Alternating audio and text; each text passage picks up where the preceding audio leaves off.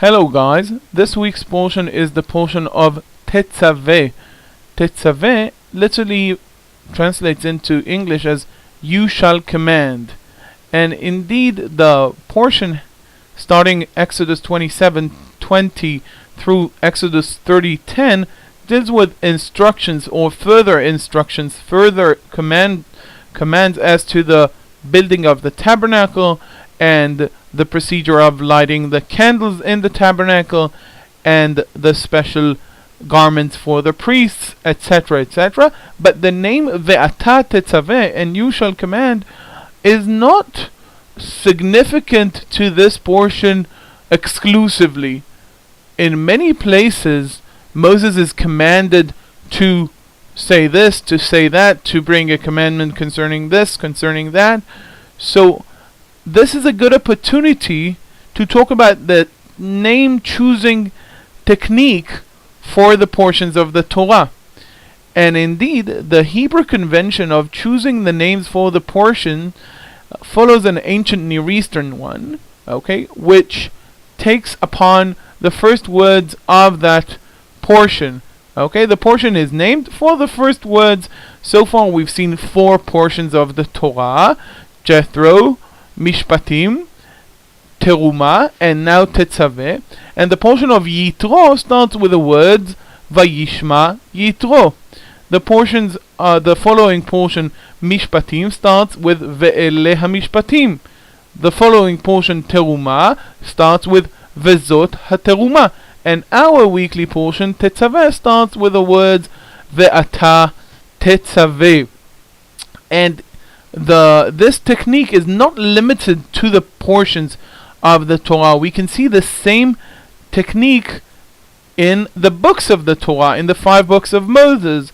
Note the names of the different books of Moses. The book of Genesis, in Hebrew, Bereshit, in the beginning, because the first verse of the book of Genesis is Bereshit bara Elohim et hashamayim ve'et haaretz. Genesis 1:1. In the beginning God created the heavens and the earth. The book of Exodus, in Hebrew Shemot, starts with the words Ve'ele Shemot. And so it is named Shemot. The book of Leviticus, in Hebrew Vayikra, starts with the word Vayikra. Vayikra el Moshe Vaydaber Adonai elav.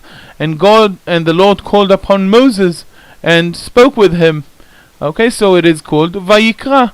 The book of Numbers, in Hebrew Bemidbar, talks about, starts with the words Vaydaber Adonai el Moshe Bemidbar Sinai, and God spoke upon to Moses, and the Lord spoke upon to Moses in the wilderness of Sinai. So the book is called Bamidbar or Bemidbar, which is in the wilderness.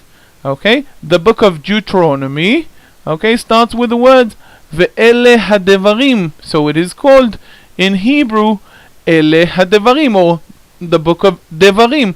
The Hebrew name of the book of Deuteronomy is Devarim.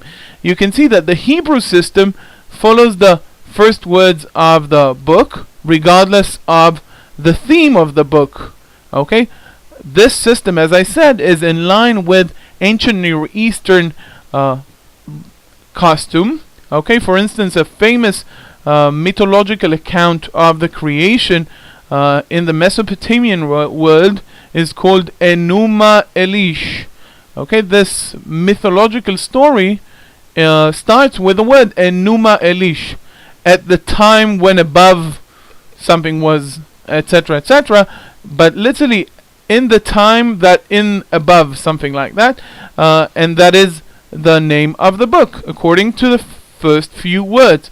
So the Hebrew Bible works the same way, or the Jewish technique of naming the books. However, the English names, based on the Greek, are thematic.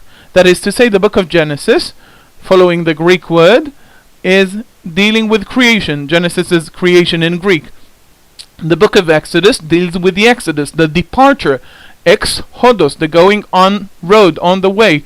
The book of Leviticus deals with laws and regulations regarding the Levites and the work in the temple or the tabernacle. The book of Numbers, we have few censuses in the book of Numbers, where the people of Israel are counted, the Levites are counted, etc., etc. So it is called numbers, or in the Greek name arithmoi, later on in the Latin numeri, and which is English numbers. And the book of Deuteronomy, again following the Greek, Deutero, that is second, and nomos is the regular translation for the word Torah or law, because there is a repetition of many of the laws and stories that are given in previous books of the Pentateuch in the book of Deuteronomy, so it's kind of a second Torah. So we've talked about the naming technique of the books and the portions in the Hebrew Bible. We've explained that the naming technique is naming them according to one of the first words, the first unique word. Okay, if there is a very common word in the beginning of a book, it won't be called so. Okay, the first one of the first words of the book, as opposed to the Greek system, of which the English system stands, which follows a thematic order. I'll see you again next week. Bye bye.